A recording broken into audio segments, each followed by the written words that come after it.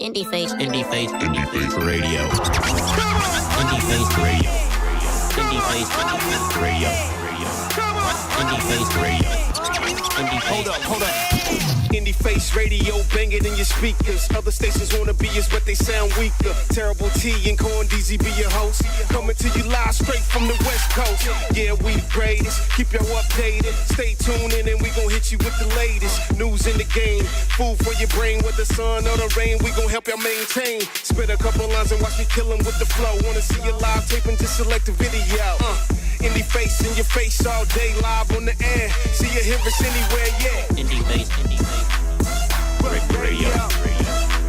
Indie Face Radio. Radio. Indie Face Radio. Indie Face Radio.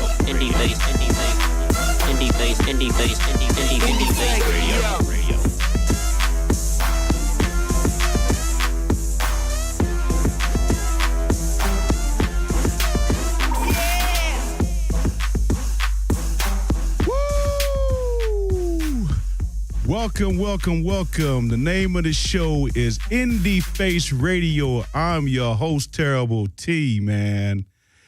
It is a wonderful, wonderful day in L.A. My main man that's by my side, Mr. Corn DZ. He not here now. I know what y'all thinking. Y'all thinking, man, he's stuck in traffic again. Because I always say he's stuck on them joints, man. No matter what freeway you on, this time afternoon, you gonna be stuck, man. But guess what? There's another reason. Mr. DZ just had a little DZ. Cornelius Prince Edwards Jr. is in the building. He was born yesterday, man. He was born yesterday. Shouts out to Corn, DZ, and Marie, man. They got a little Daisy, man, a little Daisy. So, of course, he can't be here with us, man. But I told him, I know he at the house kissing and hugging all on the baby and everything. I told him to just call in, man. So he said he's going to try to call in during the first hour. So y'all go ahead.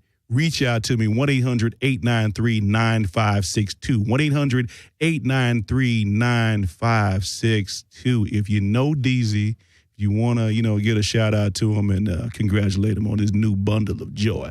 Now, the first hour of the show is going to be power-packed as always, We're going to try to play some of that new independent music. We got some folks from a brand new tequila company. They're a little late. I think they stuck in that traffic. They must be out there on the 5 or the 10 or something like that, So they run a little late. And second hour of the show, we're going to do the industry roundtable, part 2. We got some folks in the industry that's going to be blessing us with their presence and dropping some knowledge, man. We got my main and Ryan Bantu, director.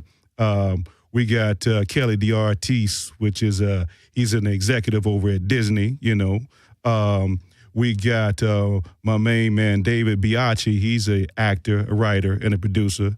And a fella that I've been knowing for quite a while, Mr. Ron Brewington. He does it all. If I list all his credits, we'll be here till tomorrow, So the number to call, 1-800-893-9562. I'm waiting for these tequila people to come because I'm ready to taste some of this, man. Now, I'm going to give y'all, this is what the packaging looked like. Oh, my man. Oh, my God. So I'm waiting for them to come up in here to serve us up and tell us all about their company, man. Because, just look at the packaging. Do you see that? Oh, my God. So this is your boy, Terrible T. If you want to hit me up, 1-800-893-9562. Again, 1-800-893-9562. This is Indie Face Radio. We're going to go with 2 songs right quick. And when we come back, hopefully they'll be on the other side out of that traffic hollering at your boy, man. This is Terrible T. This is how we do it.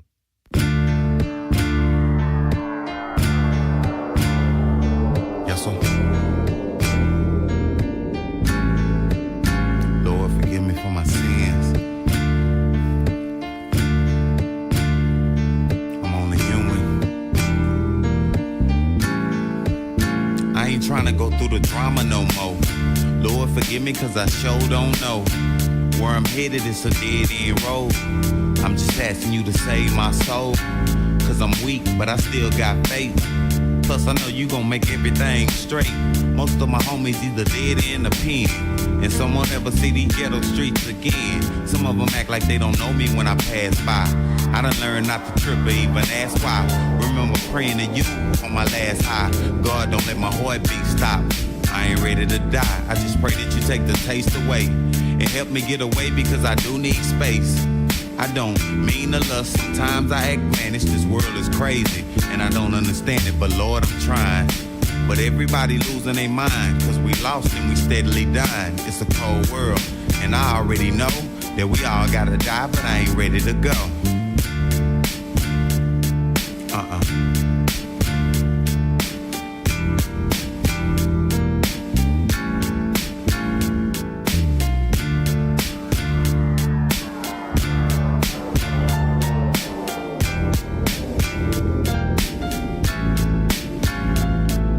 October 27, 1973, a black woman gave birth to a G. You know the time, the place to stop sick. I'm from the city of the scandalous, and y'all know this. It's out of control, I gotta stay buzzed. It's a hell of a lot different than it was. Will we make it to the next day? Oh, for sure, cause we go for what we know, me and my other bigger bros. Time keeps slipping, so take a look. As a G from the east moved from Stop 6 to Murderbrook, barely making it through high school. Mama told me about days like this on the cool. She said everything that glitter ain't gold.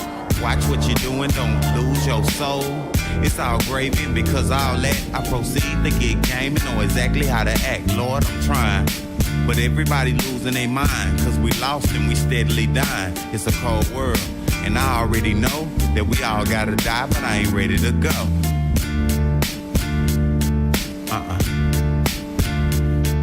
But I'm tired.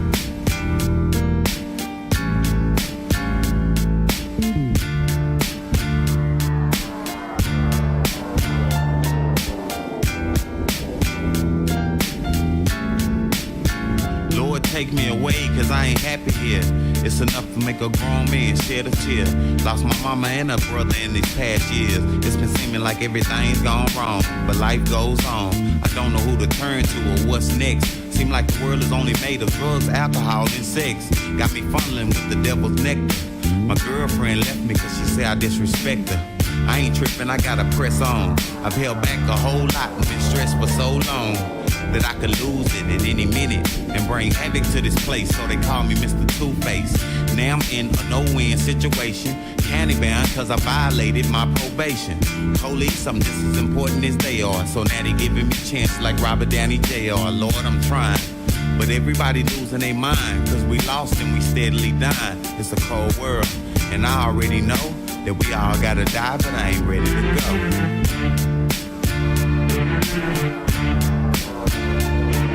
Not at all.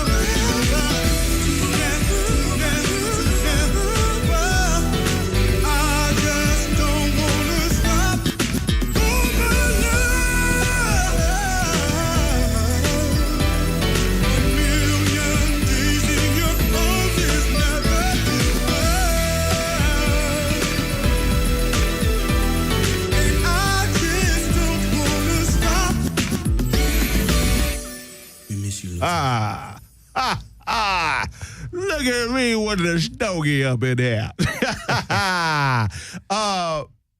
Cohen Deasy had a little Deasy yesterday. Congratulations. I had to pull this out, man. Everybody know I don't smoke what. You know, it's still in a wrapper. You know, I do. I'm just, it ain't bubble gum either. It's a real one. I just don't partake in those type things, but I had to bring it out for my boy.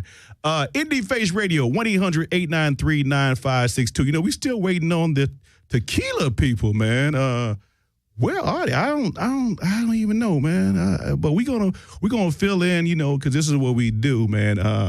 We just hit y'all with a double play. The first one was my main man, 6'2", Cold World, you know, from Dallas Fort Worth area, and the second one, Never Too Much, man. Never Too Much. That's my baby, man. John from the group Troop, man. He hit me up this week and was like, can you play this? First of all, it's a Troop, so you know I was going to play it. But when I heard his rendition of that Luther Vandross song, oh, man. So, John, you got to come into the studio, man. He promised me he's going to try to make it real soon. So that's a nice one. We're going to keep that in rotation, man. So to fill in, man, we're going to go into some current events, man. I got my main man, Ron, over here. Sister, what's up, man? What's up? What's happening? What's happening, man? What's up, West Coast? So a lot of stuff happening in the news, man. A lot of stuff happening in the news, man. A lot of stuff happening in entertainment field, but a lot of stuff happening in just news in general, you know, current stuff. Ray Rice situation, man. Oh, boy. Ray Rice situation. What is your take on it? And do you think what the league handed down was fair? It's been a lot of talk of that on the sports radio. I'm sure everybody's been hearing it. Yeah. I want to first say my condolences to Janae, his wife, right, and her family, and for Ray and everybody that's going through this. This has brought up a lot of stuff going up for the society, right, and how we deal with relations and domestic issues. Uh-huh. But I definitely I think the league is handling it right. I mean, I think they've seen the tape, and all the information is coming out that they have seen the tape beforehand, and he shouldn't be back on the field. Okay. At least for a year. Just my perspective. Okay. And I think Roger Goodell, he needs to get dealt with it as well. He needs to have something because he was aware of the tape. Right. And he tried to give him 2 games when he knew it was more. He knew he should have had more. So you believe in your heart of hearts that if not Goodell, but someone in the league office saw that tape in April? Oh, yeah.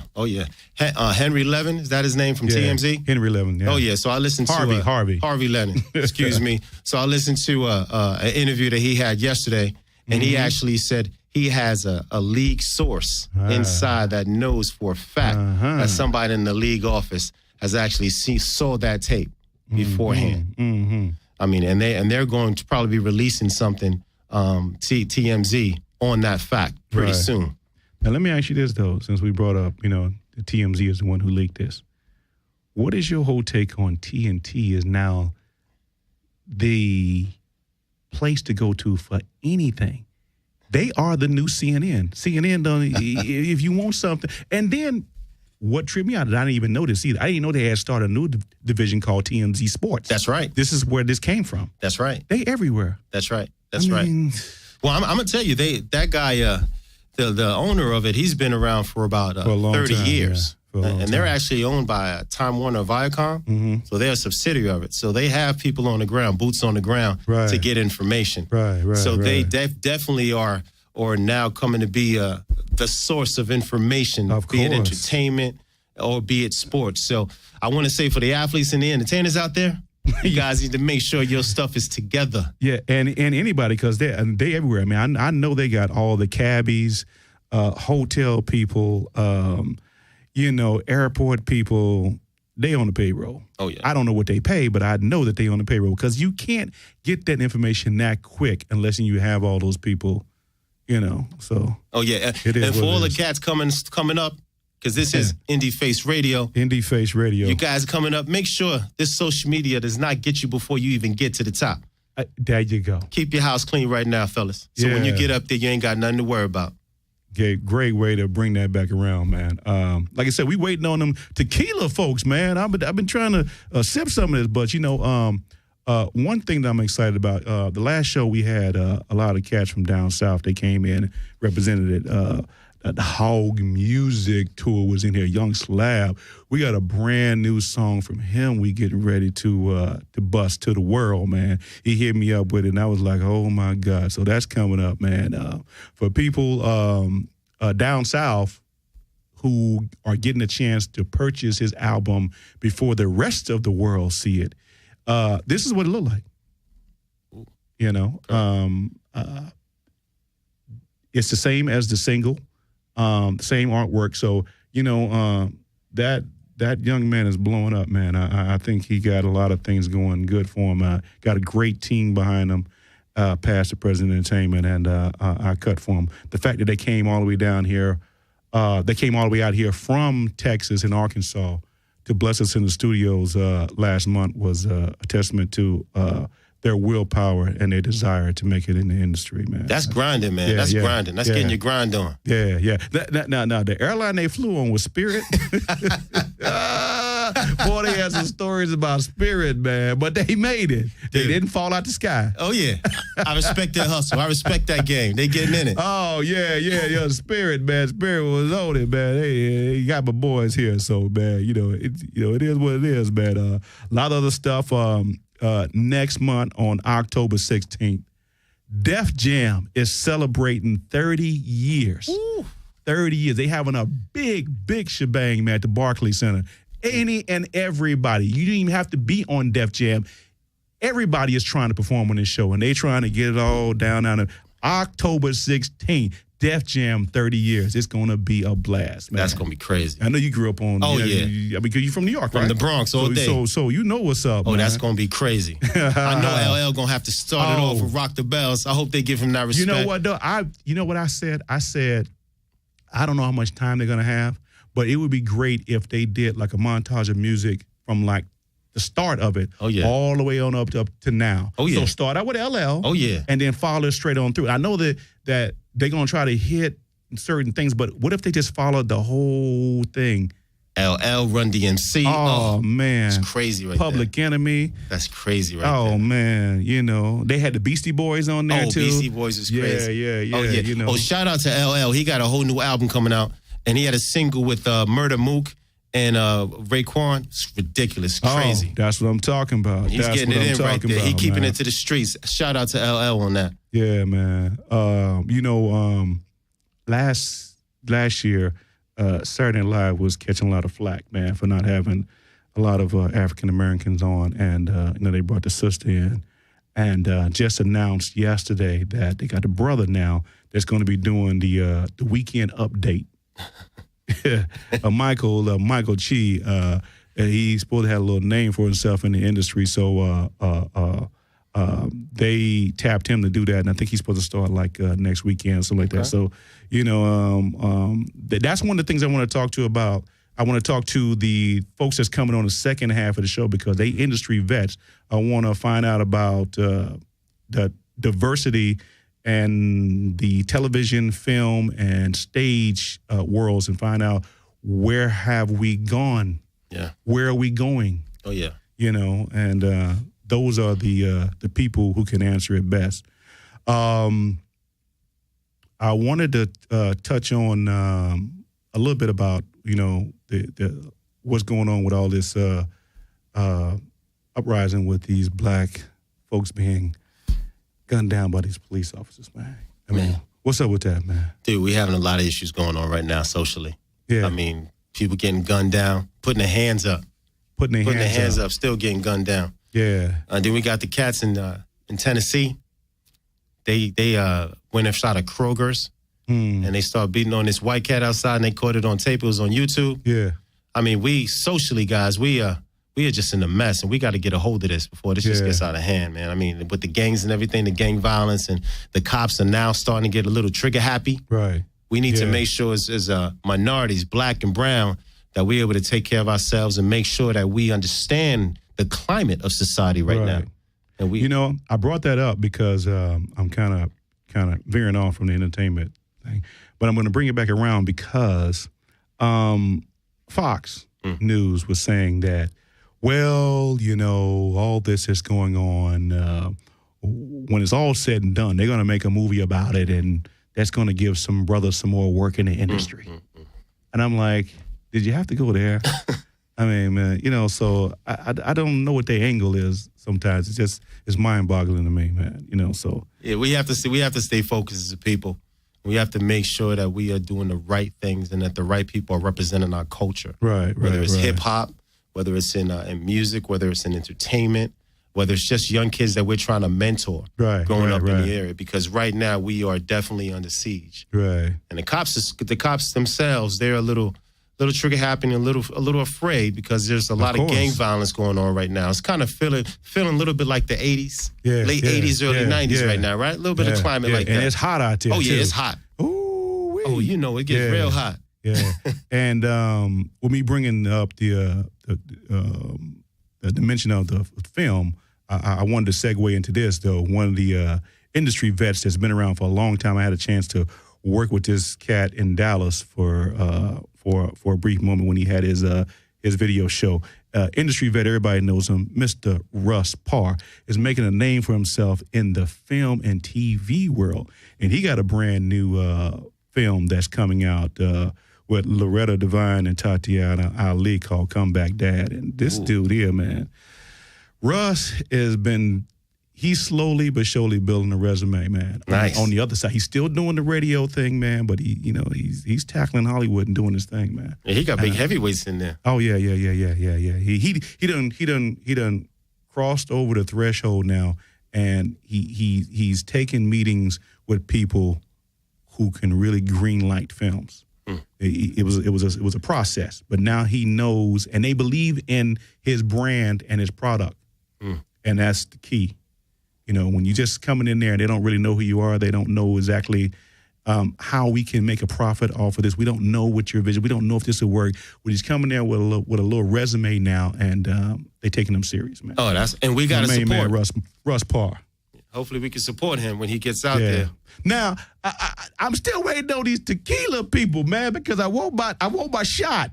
Now, if they don't show up, they gonna owe me a couple of cases, and I'm gonna pass it on to everybody too. They got to show up, man. But until then, The second half of the show, we got some industry vets in here, and they're going to break it down for you. If you're trying to be an actor, a writer, producer, director, they got the answers for you. These people are on point, man. So make sure you check out the second half of the show, 1-800-893-9562. Still trying to get Deezy to call in, man. Hey, with the baby, man. He's playing Dada. He doing his thing, but we're going to play 2 songs. You're going to come back, and hopefully, magically, them tequila people will be on the other side so we can toast up the way we supposed to on this Friday. It's your boy, Terrible T, man. We're going to play 2 songs, and we'll be right back. Hey, this Kid B for Indie Face Radio.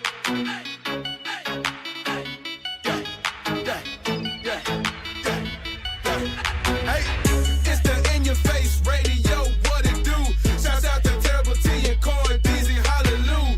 We in California, popping beats and blowing mics. We had a good time, it's time to shine. Now we gotta go up fly, but don't worry, we'll be back and still on the same grind. So tune in and enjoy it. Don't forget we on lock, can't stop our time, can't stop our flow, can't stop the shine. Run into the dope, we out the building. Next time, no, can't stop till you get In Your Face Radio. INDIEFACE Radio. This is how it's going down, gotta let you know. INDIEFACE Radio. This is how it's going down, gotta let you know. INDIEFACE Radio. This is how it's going down, gotta let you know. INDIEFACE Radio. This is how it's going down, Interface Radio.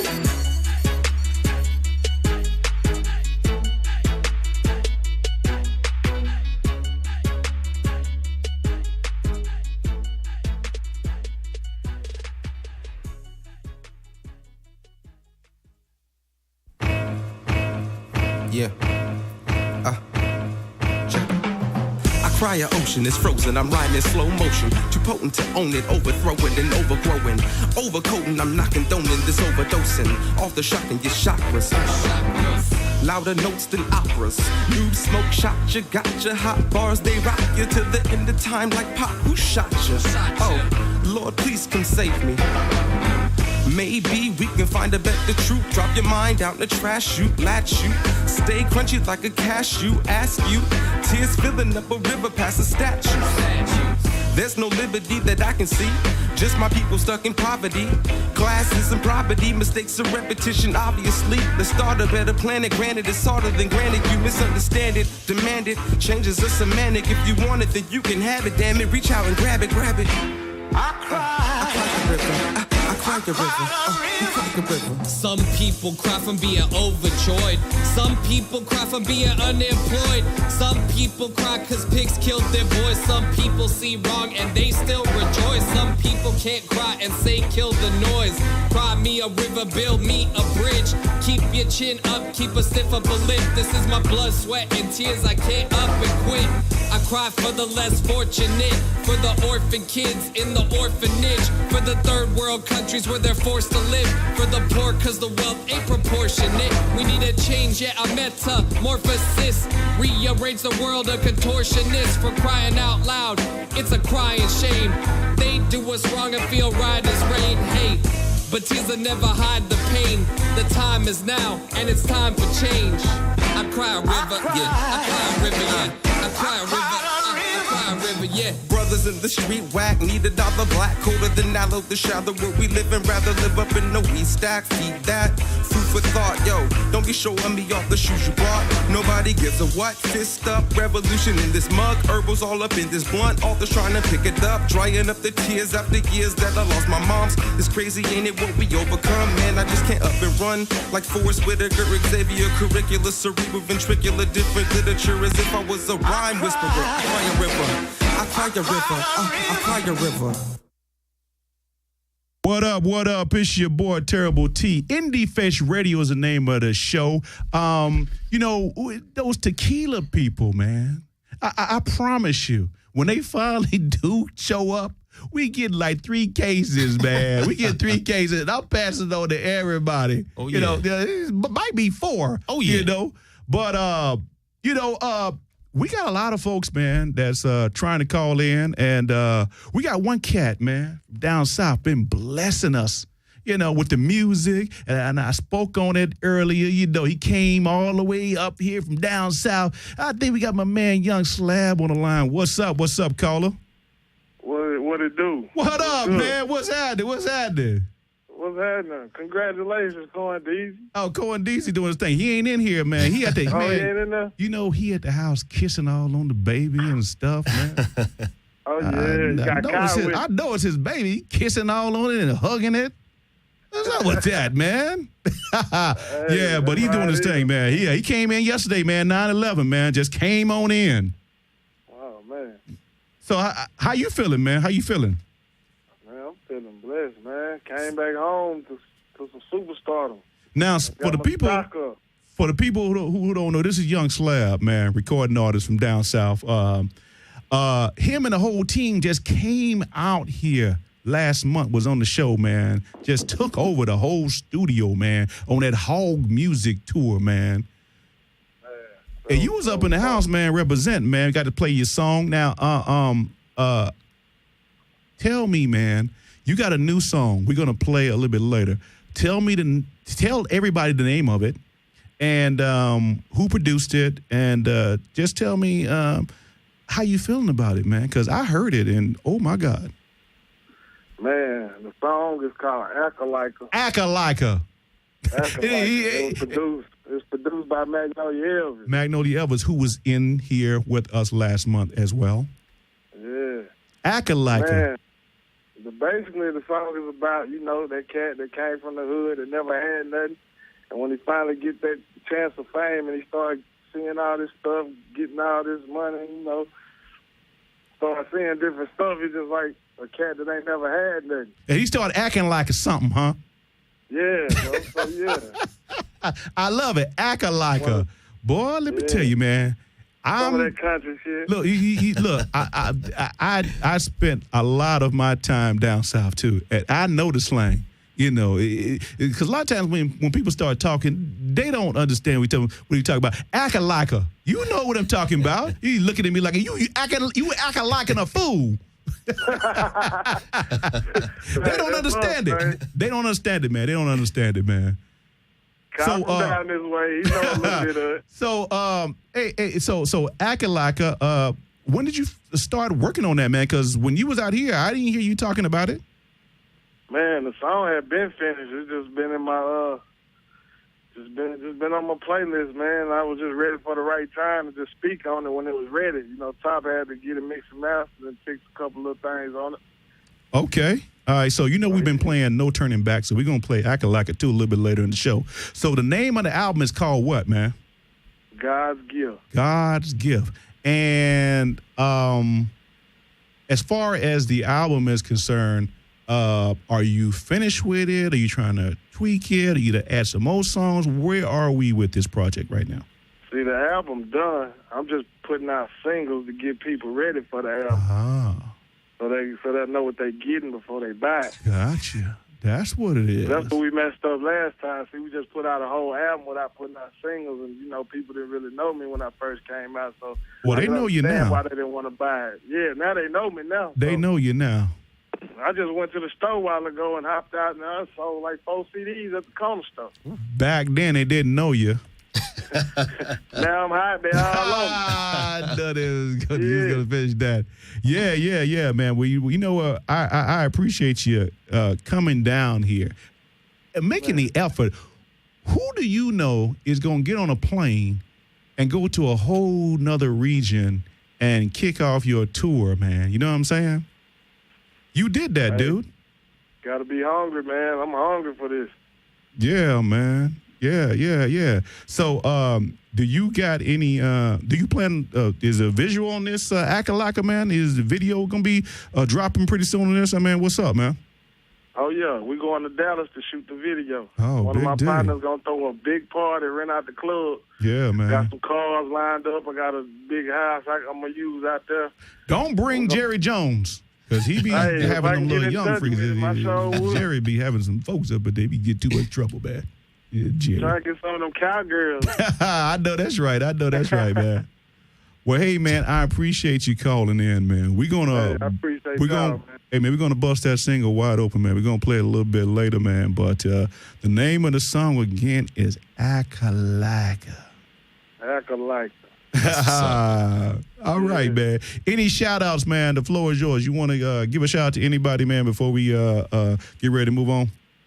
Man, I want to shout out my label, Pastor President ENT, my label, Hog Music, and my whole team, Club Key, Magnolia Elvis, and I got to salute y'all brothers for having me, and dealing with my situation, making it a whole lot better now. Yeah, man, of course, man. Well, you always welcome.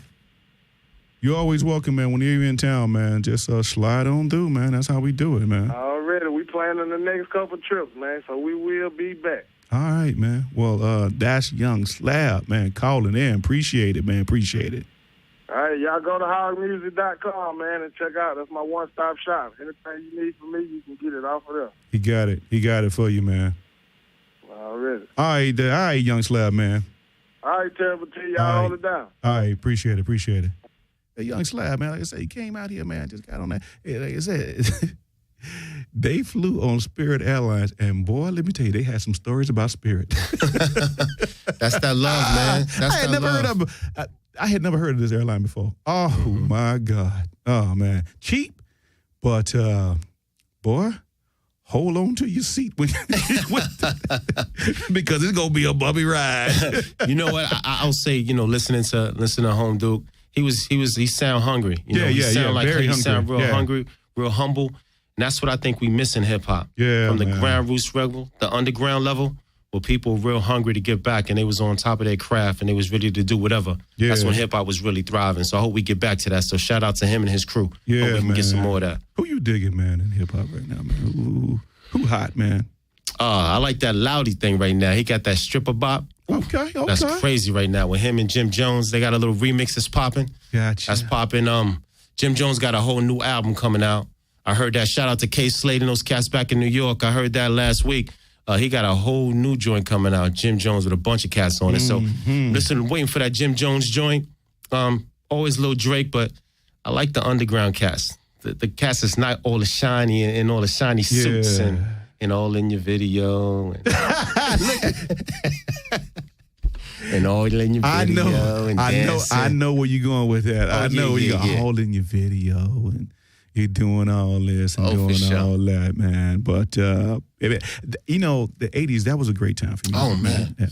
I miss it so much because I was part of that industry. Oh, yes. It was, we don't have the labels spending the money that they did back in the day. You don't see street teams out going up inside a pole doing up posters. That's right. I don't see them in the clubs no more passing out flyers. I don't see all this promotional stuff that they do with the bus tours and going over, making sure that everybody from the DJs to the VJs was taken care of. Oh, yeah. Look, man, if you had a single that was getting ready to be blown up, them labels make sure that you was taken care of. Oh, yeah. Because you had to play it. Oh, yeah. They invited you all these exclusive luncheons and dinners, and you had the backstage passes. And all of it's gone. Remember the showcases? Oh, the showcases. Look, dude, I remember going to the mall. Just going to the mall. You just shopping. And all of a sudden, man, over the food court, this brand new artist named R. Kelly is performing. Oh, yeah. And then you don't know who and then 3 months later, he done blew up. He done blew up. Yeah. It's crazy. Speaking of R. Kelly, he still got a little bit of old school in him because last year he dropped the album Black Panties, right? And he did a show at Jimmy Kimmel.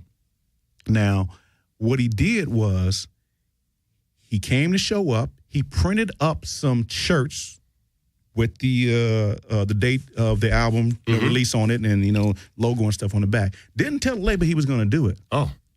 Just showed up. So labels there, represent, with the posters and stuff like that. So his team at Jimmy Kimmel just opened up the boxes of T-shirts and started passing them out. Oh, that's what's up. That's back in the days. Oh, yeah. Yeah.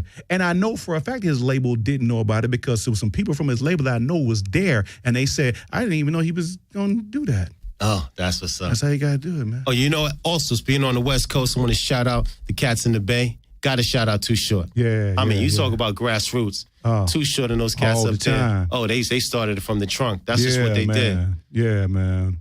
I want to give a shout out to the folks over at Rogers and Cowan, man. They are representing the Miles Davis family. Don Cheadle got a movie documentary that he's been trying to put out for the longest, man. Miles Davis, called Miles Ahead, and he had a Kickstarter campaign on Indiegogo, and they finally reached their goal, for the amount of money that they was trying to raise. And I know that Cheadle had been trying to get this thing put together for a very, very long time, man. They was asking, for money, in its different tiers, whatever, and they reached their goal, and they are finally getting ready to start this project, man, called Miles Ahead, man. It's Miles Davis project, man. Icon. Yeah. I said icon right there. I got a little connection with the Miles Davis family. I've told the story, plenty of times, and we are going to get them in here. That's beautiful. Pretty soon, because we had some ties and some stuff I did with them back in the day. So it's all good. Miles. What other icon would you like to see a movie made of? Let me ask you that question. What icon would I like to see a movie made? Let me see here. That's a very good question. I would like to see a couple of brothers just from my neighborhood that I grew up just idolizing. No one really, like my uncle passed away, and he owned like 3 barbershops, man. Hardworking cat, man. Did it on his own, didn't get no money from anybody, and I grew up idolizing this cat because he really was the father figure in my life. People like that. Mm-hmm. I think a lot of people either they get overlooked or there's projects in the work, but there's politics, because, you hear about when the stories come about and they say, well, we finally got it done, but, we've been working this for a long time, Mm-hmm. And so there's a lot of projects that we don't know about that's in the pipeline. Mm-hmm. But I like just everyday hero folk, Gotcha. who've made an impact in the community. I like stuff like that. Gotcha. Now, and to you, now, you might not have the same viewpoint, but who would you like to see a movie made of? That's a great question. I'm probably going to think outside the box here. Okay. I would love to see Eddie Murphy's story, why Eddie Murphy can still play himself. Oh, yeah? I would love to see that. Let Eddie Murphy play himself as he got older. I would love to see it while he's here. Nobody here will be able to play him and tell his story better than him. That's what I'm talking about. I don't want to wait till he's gone. I want to see Eddie while he's here. Especially do Raw again. That's probably the only way we get him to do Raw again. Oh, man. Yeah, man. And, the comedians today, man, they're trying to make a comeback, man. They're doing a lot of stuff. I know the BET has brought back Comic View, and there's a lot of avenues right now for comedians, and a lot of them are getting a lot of the deals, man, to do their own show. Oh yeah, Kevin Hart's killing it. Yeah, is wonderful time. Now, if you want to holler at us, 1-800-893-9562. Now, by now, I'm supposed to be real toasty. Real toasty, man. Look. I got an empty glass. The tequila folks didn't show up. They done shot me a ghost. I don't know what to say, but it now done went up to 6 cases. Oof. They come on the show, they got to bring me 6 cases, man. 6. And I'm passing it on to the folks, man. Oh, yeah. What is that? No call? No nothing? No. I mean, no. Mm-mm. How about we make it up? I could have had people on this show, man. Oh, yeah.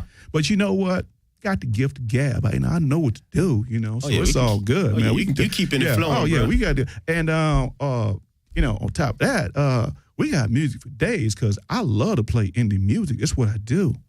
And if you want to holler at us, just off the cuff, any topic, 1-800-893-9562 is the number. The lines are open. You holler at my man, holler at me. We here. We're going to play 2 songs. When we come back, I hope the tequila people are here. But if they do come, they're going to have 5 minutes. We're just going to sip and go, sip and go, sip and go. Terrible T, Indie Face Radio, man. We play 2 songs. We'll be back in just a second. That's what's up. Yeah. Damn.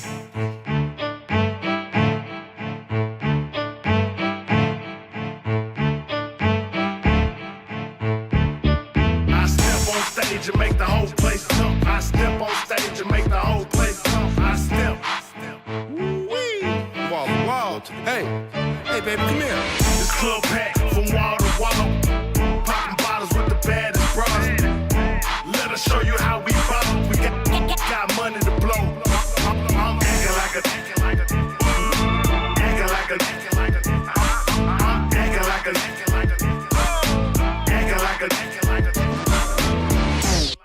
I'm so fly, I don't need wings. Catch me with a bad chick and her girlfriends. Watch me do my thing. I rock a big chain and rip a big gang. You know the name. I'm about to ball on these LeBron James. Act a fool in the club, we buy everything. Smoke pollutes my VIP. If she look too young, she gon' have to show ID. Crowd turned up, cause the DJ playing my songs. I'ma keep this jumping to 6 in the morning. So what you wanna do? What you wanna do? I got a pocket full of money and my partners with me too.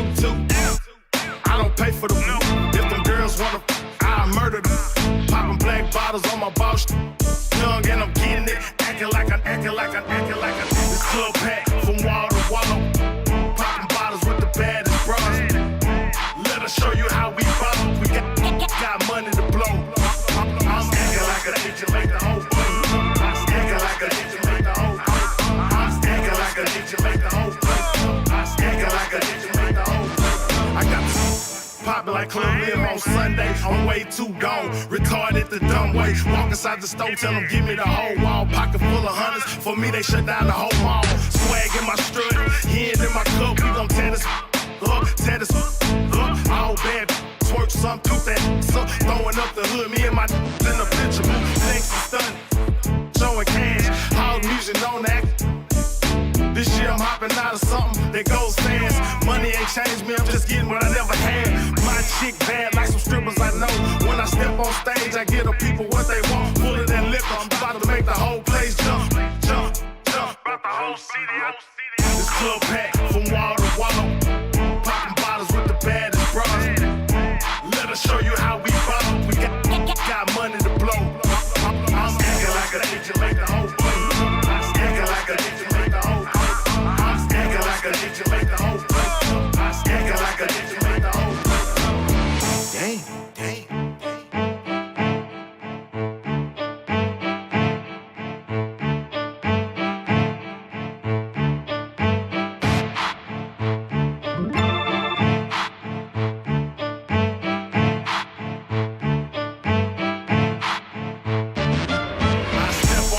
And make the whole place jump. I step on stage and make the whole place jump. I step on stage and make the whole place jump. I step on stage and make the whole place jump. I step.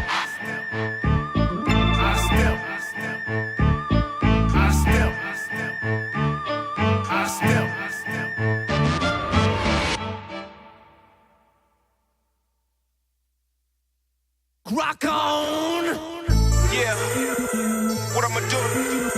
So I'ma introduce y'all to some of the greatest that's ever done it. Greatest of all time. But before I do that, Chris, give them that. Gonna turn it up. Rock on. Yeah, bring the sirens out. Rock on. It's Uncontrollable Tones. It's the album, baby. Listen. I'm rock, I'm hip-hop, I'm b-boy fresh. I'm music, I'm soul, I'm cool in the flesh. Speak the blues, but I'm funk, never been no chump. I'm jazz when I walk, country works when I talk. I rock on like Guns N' Roses, crash the stage like corn. You've been warned, hit the stage like the woo in a swarm. Jump in the crowd like I'm Ozzy on some Black Sabbath shit. Spit fire out my mouth like I'm related to Kiss. Victor Wooten, rock the bass, the fleck tone sound great. Can't forget about the roots, rocking at Jimmy's place. Kurt Cobain, Clown Posse's flow is insane. Cypress Hill got him going local in the membrane. Local in Della Cabeza, nobody do it better. The Crusader street life, giving you nothing less to feel the pain, release the pressure, undeniable Soul music mixture, close your eyes and guarantee I can paint a vivid picture. Let's ride. Ready to ride, ready to roll, ready to ride, ready to roll, ready to ride, ready to roll. Hip hop at its finest with so much soul. Who was he to even say that his was better than yours? Who was he to claim that he did it better than before? Who are you to come here and try to act so bold? It's all music at its finest with so much soul. A reincarnated Hendrix, Bob Marley, no gimmicks. Rolling Stones rolling with the Eagles and the Spirits. Billie Holiday lifted in London town. This black dude, he killing Elvis. They call him James Brown. Herbie Hancock on the keys, contagious like a disease. Cool in the game, gave us swag and taught us how to MC. Kumo D, Easy E, or Eric Wright, it's all the same now. Some might trip on how I stacks my grip. I gotta have this music. Michael Jackson's vocals therapeutic. King of pop ain't dead, Thriller forever lives. The Mad Lads, Baby Huey, along with Percy Sledge. Elder Barge's Rhythm of the Night got you ready to dance. Ronnie Law's Tidal Wave got him drowning in jazz. Ready or not, you can't hide the Delphonics is here. Temptation smoother than butter. Otis Redding for the lovers. George Benson, Barry White with a million others discovered. Ready to ride, ready to roll, ready to ride, ready to roll, ready to ride, ready to roll. Hip hop at its finest with so much soul. Who was he to even say that his was better than yours? Who was he to claim that he did it better than before? Who are you to come here and try to act so bold? It's all music at its finest with so much soul. Let's take him to the bridge. Yeah.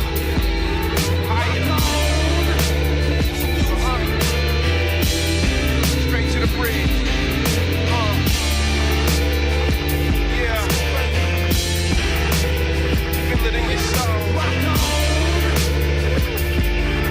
Yeah. Turn it up. Indie Face Radio. I am your host, Terrible T. We're back on it. The number to call in, 1-800-893-9562. Again, 1-800-893-9562. We just hit you with a double play, man. Had my man Young Slab on earlier. Played his song first, Akalaka. I love that. Akalaka. And then, we wrapped it up with my main man, Cool, from the known ENT Rock On, man. Cool also does the intro to the show, man. So shout out to them brothers, man. But Young Slab, Akalaka, man. I love it, man. I love it. And I'm going to try not to act like a fool about these tequila folks that ain't showed up, man. It now done went up to 8 cases. I'm about to charge for 8 cases, and I'm going to pass it on. I don't know where they at, man. But you know what? We're going to start the second part of the show a little faster. I got one of the cats up in here, someone that I respect tremendously. He has so many titles that we could be talking till tomorrow. He's done so much in the industry. And I'm not going to even try to do him any less of justice. I'm just going to let him tell you who he is and what he does in the industry. Thank you, Terrible T. Okay. Thank you so much. It's a pleasure to be here on a Friday afternoon here in downtown Los Angeles, California. Oh, yeah, man. See, you got that voice. You got that voice. That's that radio. Yeah. Thank the Lord. Yeah. That's what I'm talking about right there. Mm-hmm. So the voice that you hear is Mr. Ron Brewington. How you doing, sir? I'm happy, brother. I'm happy to be alive, first and foremost. The Lord gave me another day above ground, so I love it. That's what I'm talking about. All I try to do is just take advantage of that day and do something good that day. That's all you can do. Yeah, man. So let's do a little backstory on recently we got a chance to bump into each other. We was at the Hollywood Bowl. At the Hollywood Bowl, man. And it was just because I wasn't even going to go to the restroom and the concession stand at that time, but something told me to go. And as soon as I hit that aisle, I seen my man coming up. Sure did. I said, and it was kind of crazy because I hadn't even finished crafting this show yet. Okay. You know, I hadn't gotten everybody lined up for the industry part 2. And when I saw you, it was like, oh my God, you got to be old. You got to be. I don't know if you're gonna do it, but you got to be old. And we ran into each other. Anytime you ask me, it's oh, that's what I'm talking about, man. So first of all, yes, the show, the Black movie soundtrack. What did you think about it? I thought it was off the hook. First of all, it was entertaining. Right. It was also very informative. The guy who did what's his name? Reginald Hudlin. Yeah, Reginald Hudlin. He really did his homework. Yeah. He showed us movies and clips from things that we hadn't seen in a very long time. And to see all those young people standing up, that was when blaxploitation was going on. To see that, it was really a knock. It was great for them. And then the music, he had some great artists. Wah Wah Watson was up there. Wah Wah Wah, that kind of thing. A lot of good folks were there. It was worth the ticket price. And more, and it really was. Yeah, I had a few comments that I wrote on Twitter about it. Folks, if you didn't see this show, you messed up. Yeah, it was man. really a nice show. When Young Slab and them was down here last month, I took them to the Hollywood Bowl to see the James Brown tribute. Oh yes, yeah. So they got a chance to see that too. You know. So I try to go to a lot of different shows, you know, especially make an impact in our community. And when I saw those 2 shows on the bill, I was like, okay, I have to go to those. And like you said, Mr. Hudlin did a wonderful job. And I hope they keep it up, man. I hope so, too, because there's so many artists they haven't even touched yet. Right. When you think back on R&B music and back in the day, what kind of music we had they set the foundation for what we hear today. And what we're hearing today, they're setting a foundation for the next generation. Of course. And it just keeps going on and on and on and on. But I always say, where was you when this record came out? I used to love to say that. And it gave people an opportunity as I sat there and looked at Superfly. Ron O'Neal and Sheila Frazier and Isaac Hayes. That song, Bad Mother. Watch your mouth. Shut your mouth. It was just a fabulous, it took me back. It really did. And my girlfriend, she was with me and she said, I'm glad we got a ticket. I said, yeah, you're right about that. Right. And then, of course, what put the icing on the cake was I bumped into you. You bumped into me, man. That's what I'm talking about, man. It's like just having a great time at the Bowl, man, you know. And like I said, I go to shows all the time. And I'm not selfish because I will get several tickets. And I just tell people, just come and just enjoy it with me, man, you know.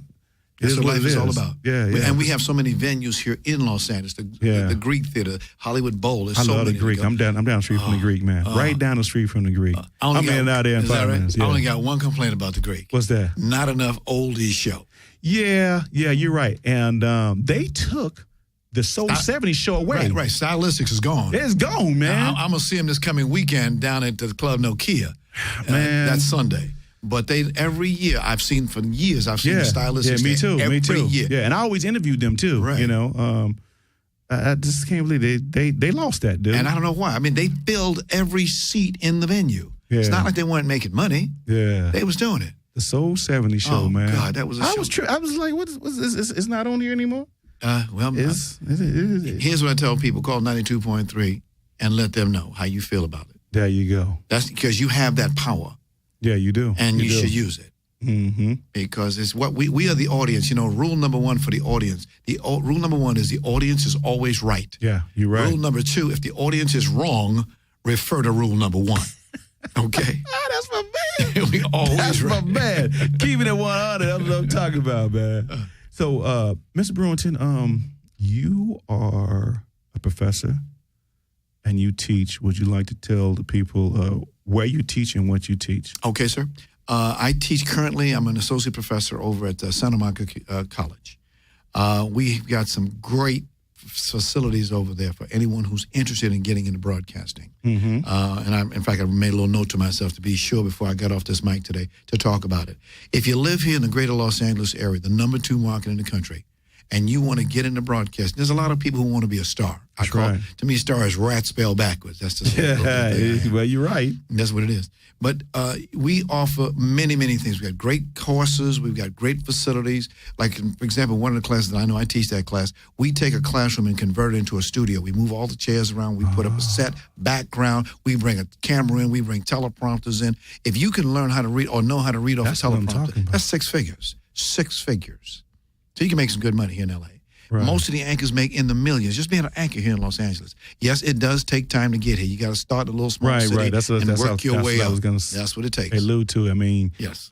So, are you saying that if they were to take a class like that in L.A., that they most likely would have to move to another market no and question. They come back? No question about it. Okay. Because there's too many professionals with too much experience in this town. They're only a phone call away. We have 87 radio stations in this town. If a slot came up, because most of the people who have a slot, they don't want to give it up anyway. They stay here for years. Yeah. But if it does come up, the program director will pick up the phone and call a friend of his and wherever he's at, usually in a big market, and say, come on in, come on down. You got a job. Even though they'll advertise for the job, someone has got the job already. So you really got to know somebody who knows somebody. In this town, this is a town all about who knows you and who you know. That's L.A. That's the way it is. Yeah. You know, I love the way they said L.A. I mean, they put that emphasis on when they talk about it.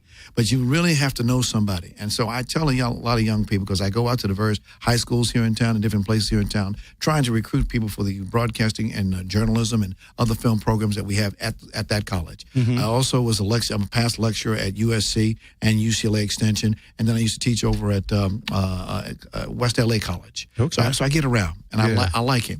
You know, for a guy who's 68 years old, 22 years in the United States Navy, this ain't a bad job. Yeah. I mean, I tell folks, I say, my schedule, I want to slap somebody. I said, I have a class on Monday night, 6:45 to 9:45. So I got all day Monday to do whatever business I want to take care of.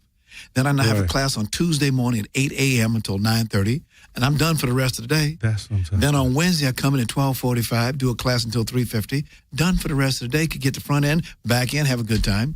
And then Thursday, the same thing. So again, that's the kind of schedule I have. So a student would have a similar schedule. Right. And you're constantly learning. Like I tell a lot of students, I'm the instructor, that's right. But guess what? It don't stop there. Just because I got a bachelor's degree and a master's degree, that's nice. But you can teach me a lot. Yeah. If you have an open mind, you can learn anything you want to learn. The technology, I was talking to Andy, the engineer here. Right. You guys I wish people could see this studio, Skidrow Studios, downtown. It is the bomb. You guys I fell in love with it, man, when I first time I saw it. And yes, this sir. And this is where I'm at, you know. Yeah.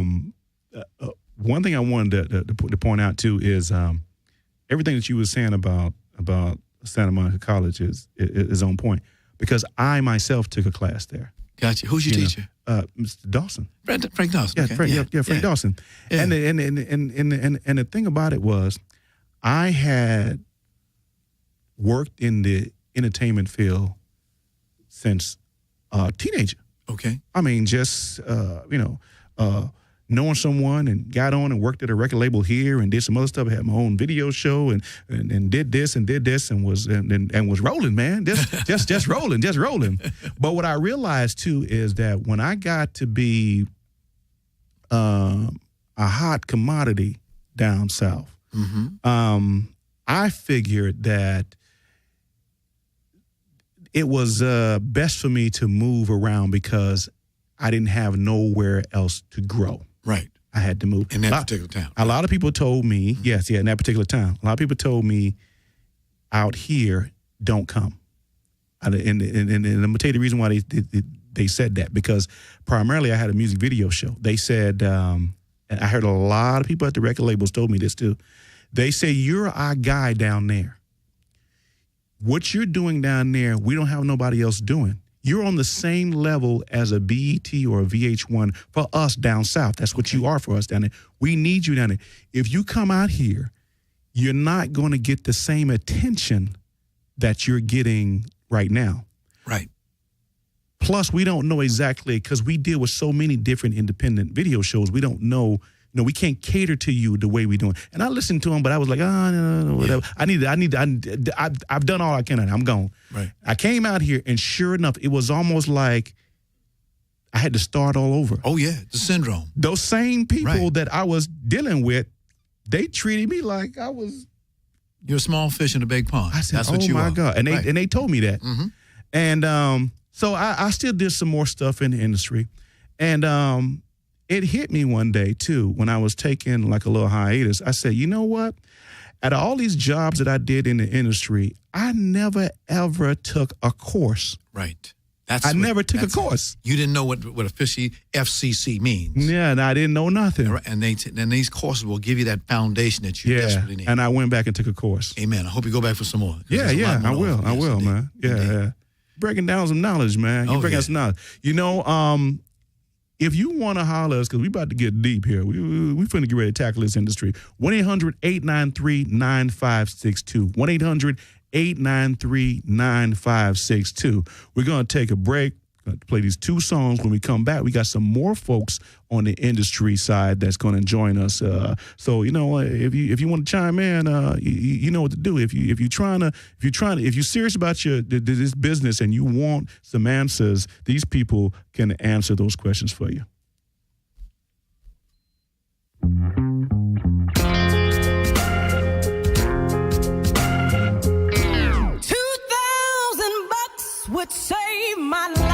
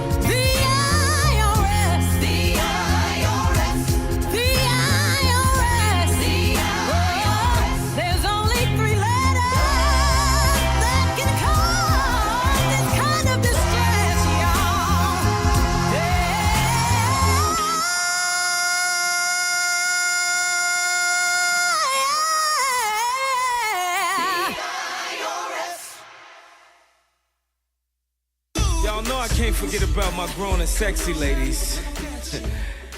You know I like your body, don't you? You sure looking good tonight, baby. I just wanna make sweet love to you tonight, baby. Come on. If you don't mind, you know. Let me tell you.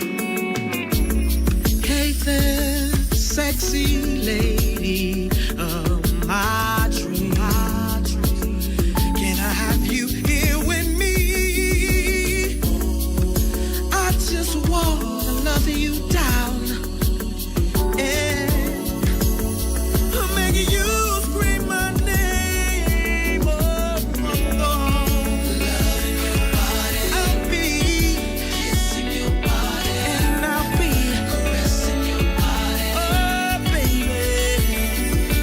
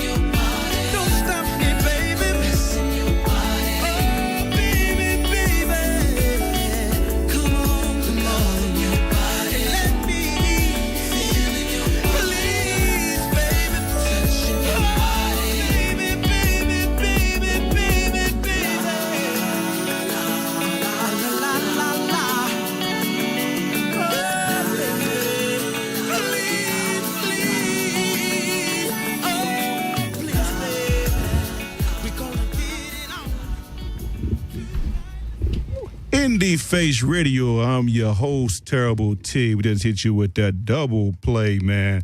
Angie Fisher, IRS, man, and then my boy Slick with Your Body.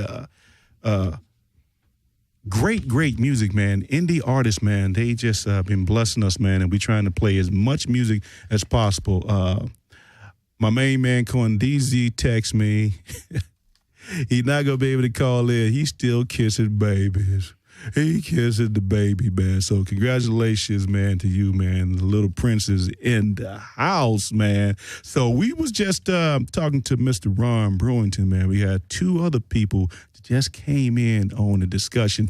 We still got my main man, Brett Diesmute, going to be calling in. So from Mogadam Entertainment out of Atlanta. So we got two people who just joined in with us. I'm going to let them introduce themselves. Hey, guys, what's going on out there? My name is David Bianchi, writer, executive producer, and also co-star of a new feature film called Dysfunction that we just wrapped production on. Okay. All right, then, man. And also, I got my main man.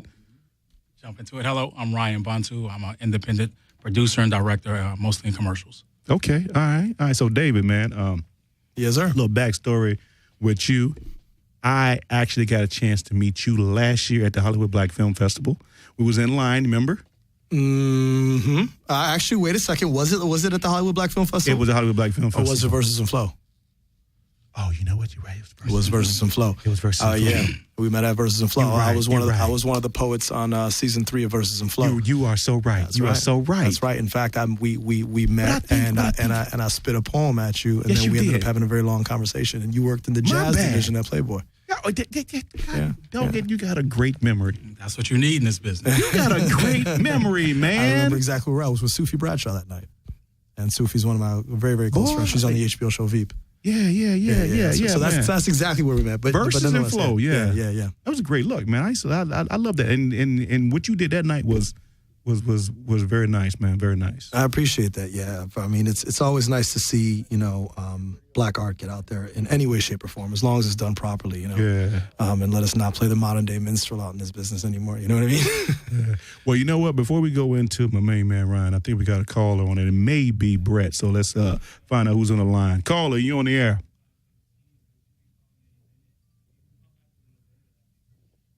Caller? Do we got a caller on the air? Hello. Well, hopefully they get it back in a minute. So, Band 2, what's up, man? What's up with that? So, I've been knowing you for a while, man. I know that you are director, executive producer. I want to tell some of the people some of the projects that you've been working on in the past. Yeah, well, my field is mostly commercials. Commercials, right. So I work with a lot of what we call consumer electronic brands. That's headphone companies, tech companies. Okay. Wheels are spinning. As a director, anybody that wants you go with them. Mm-hmm. So, yeah, and that brings me back to now. I'm thinking now when you said that because I have seen you at a lot of those events, and now it's coming together.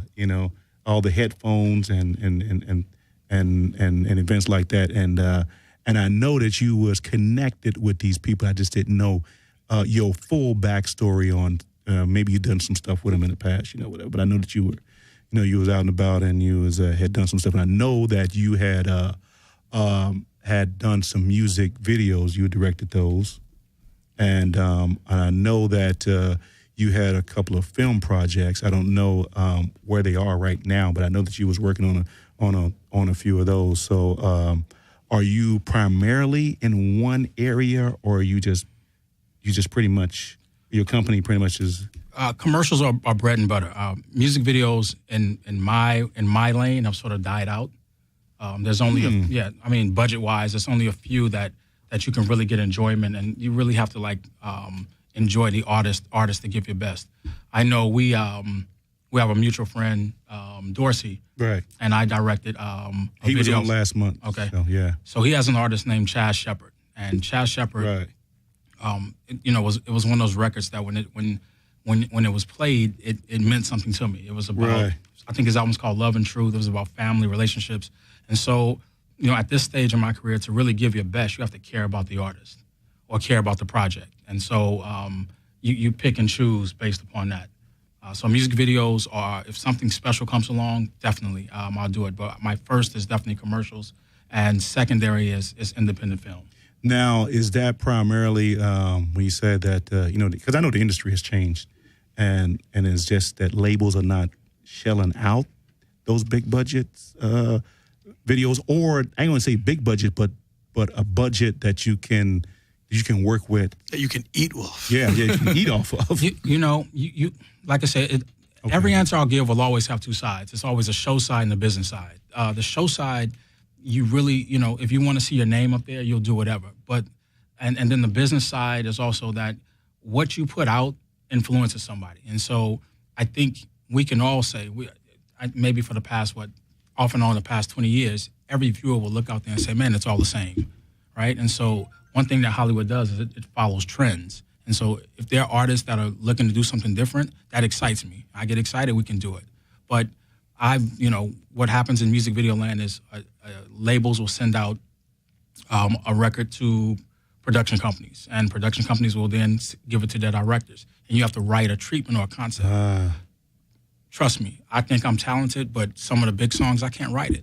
Right. I can't do it. And so then you'll see the video once it's produced, you'll be like, oh wow, okay. Yeah.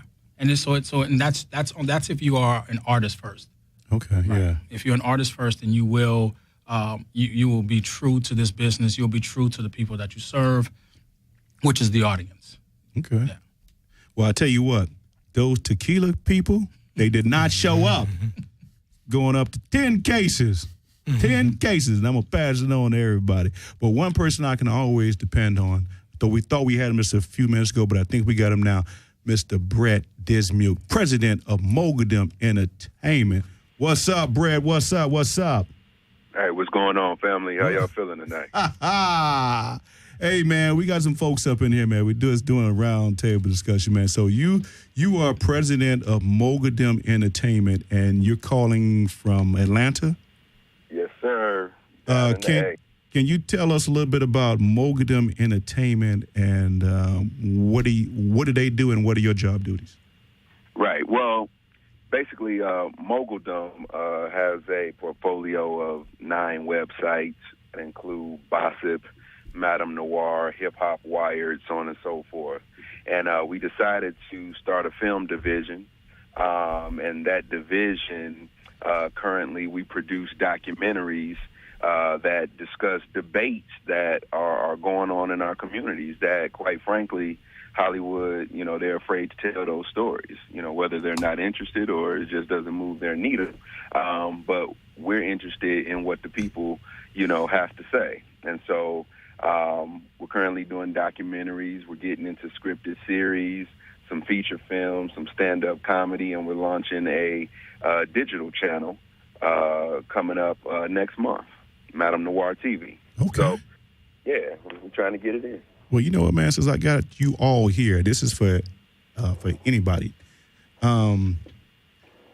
We all of color and working in the industry.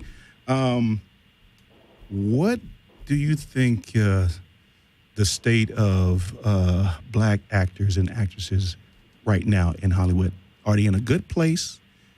And the reason why I say this is because there's a lot of people who are saying right now that they are somewhat satisfied because a lot of people are now on the small screen. A lot of people are now on the big screen.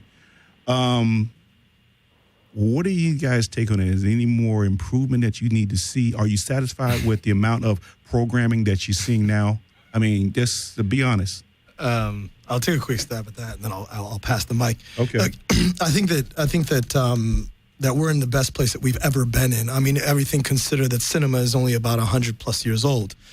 And that, the reality of it is that 10 years ago, the Screen Actors Guild did a poll and proved that African Americans only fill 9% of the talent pool. And over the last 11 years, we've only gained 1.2 percentage points. And so However, with all that being said, we now have more statues, we now have more accolades, we now have more awards, we now have bigger roles, and we're sort of being more infused into the diaspora of what is entertainment. But at the end of the day, there's still a tremendous amount of work to do. Right. Am I content? I'm never content. I'm never content until the playing field is relatively level, which I still think is probably at least 100 years away. But what we're doing right now by sitting in this room and having this discussion is that we are continuing to push the plow. And we're following the footsteps of our predecessors, which is opening up avenues, being black directors, black producers, black writers, or not even just black, Latino, Pacific Islander, and or other, anything besides the status quo. So that as we climb up the echelon and get into a position where we're creating content that is written with ethnic characters, then we will be able to broaden the casting space. Unfortunately, I can't blame the actors. I have to blame the infrastructure, because the infrastructure is predominantly white. So they're creating content for white characters, and that's because the audiences, television, mainstream cinema, we've been educated to believe what our superheroes, i.e. our movie stars, are supposed to look like. Right. And it's been a long-term conditioning since the early days of cinema. And then we go all the way back to the minstrel shows and then blah, blah, blah, blah, blah. But I think that we're in the best place that we could possibly be in, as long as we don't segregate ourselves. We have to look at infusing ourselves into what is already in place, as opposed to saying, I'm going to make a black movie. I'm going to make a black film festival. I believe that as soon as we do that, we ostracize ourselves, because we then create the fear factor of this is only a black thing. So all you white people over there, you can't have this, because at the end of the day, black audiences, unfortunately, don't really support black content. And that's proven statistically. So I think that we have to figure out how to maneuver within the storm and move through it, as opposed to trying to shuck and jive it and create what we think is the right answer. But anyways, we're in the best place that we've ever been in, I think. Mr. Brewington? Well, I've seen progress. Like we had the first black president. We now have a black woman who's the president of the Screen Actors Guild. Right. It's taken a long time for that to happen. There's a lot of work that still has to be done. Last weekend here in Los Angeles, we had a West Coast theater festival. A lot of black actors and actresses who I've heard over the years who really had no work. They now have work to do, but unfortunately, the roles for older people are not there. It's a young generation that they're looking for right now. That's what Hollywood's trying to make their money off of. I kind of disagree a little bit with what he said about the fact that blacks don't go, as far as black movies are concerned. White folks go to black movies more than you can imagine. They go there more than we do. Like Hispanics go to see soul music more than we do. But the idea is that it's there. There's so much. There's a big pot, and we were there a long time ago. The Latinos are moving. There's a lot of other minorities that are moving and making their own thing. We got Tyler Perry. We got people like that who they're people. They're doing things. They're trying to do something right now. But there's a lot more work that needs to be done. The generation that we've had before. I came out of that generation, and I've seen us struggle. Right. But we're moving up on now. Like last night, I had a chance to see a new movie on ABC, a television sitcom called Blackish. Blackish, right. And I thoroughly enjoyed what I saw. I saw old actors. I saw Lawrence Fishburne. Right. He's older.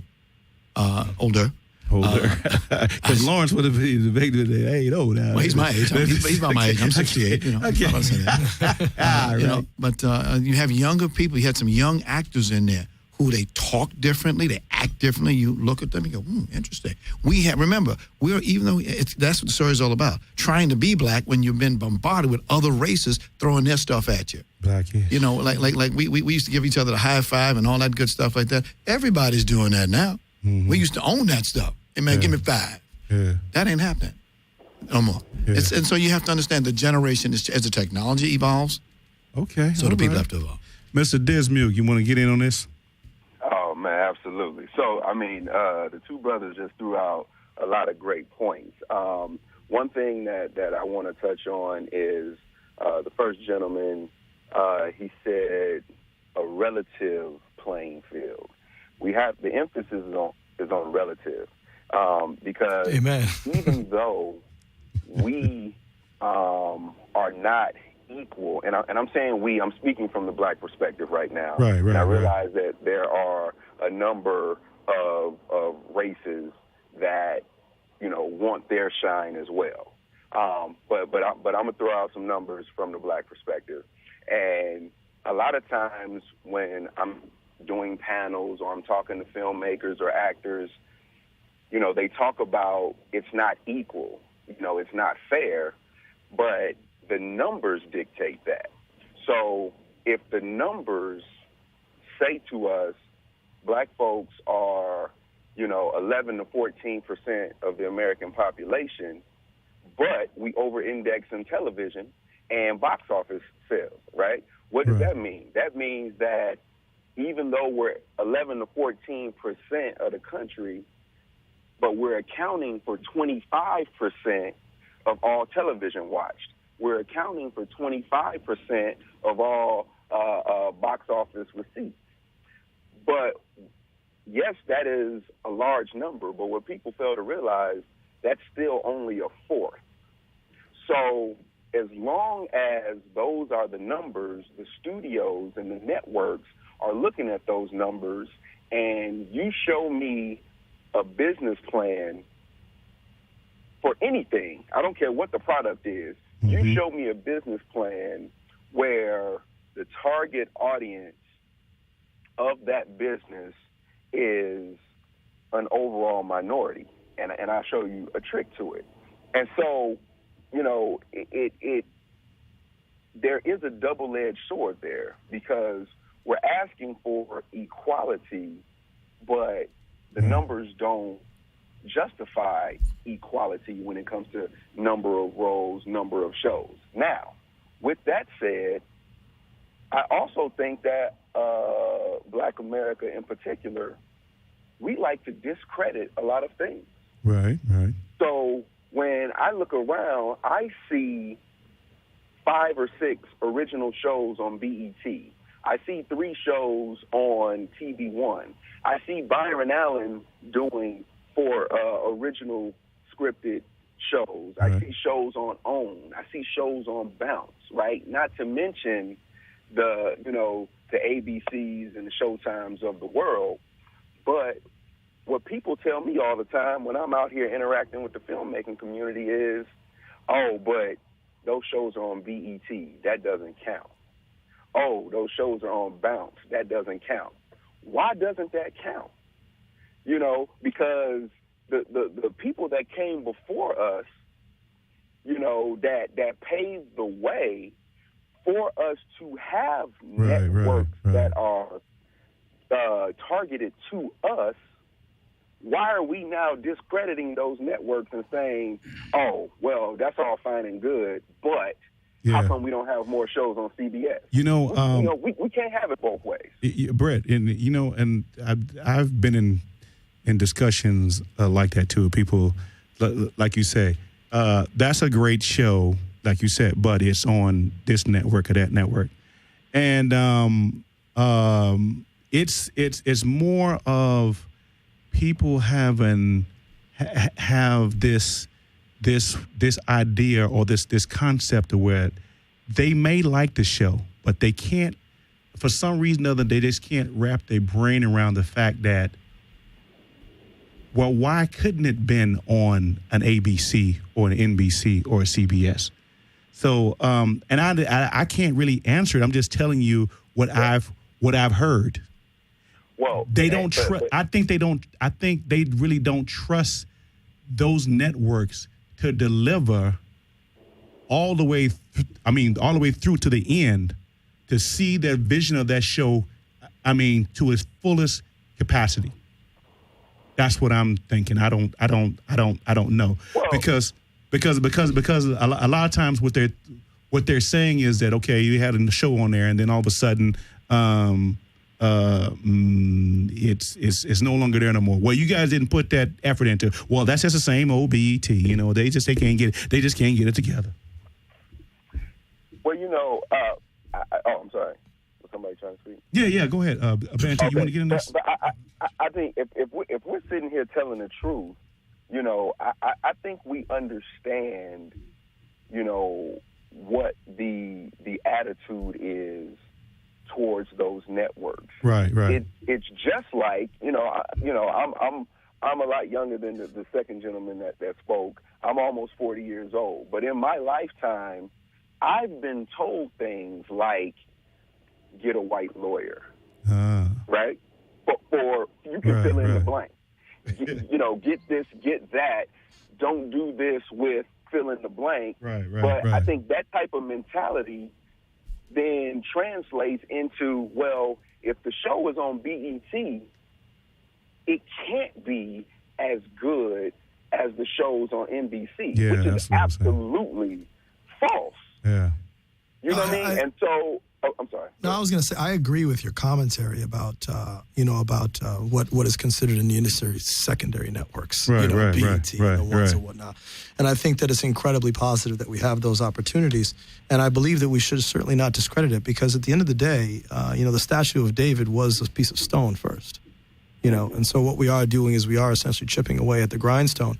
And I think that as America, as a melting pot, continues to infuse itself, the races don't go away until the races die.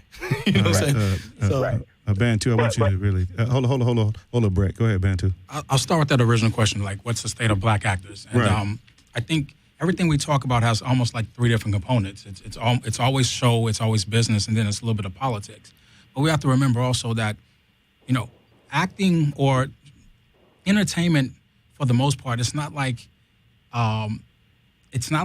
it's chosen you, right? Like most people decide they want to be in this business, right? And this business can handle talent and no talent. They both coexist. They both make money. They frustrate. They inspire.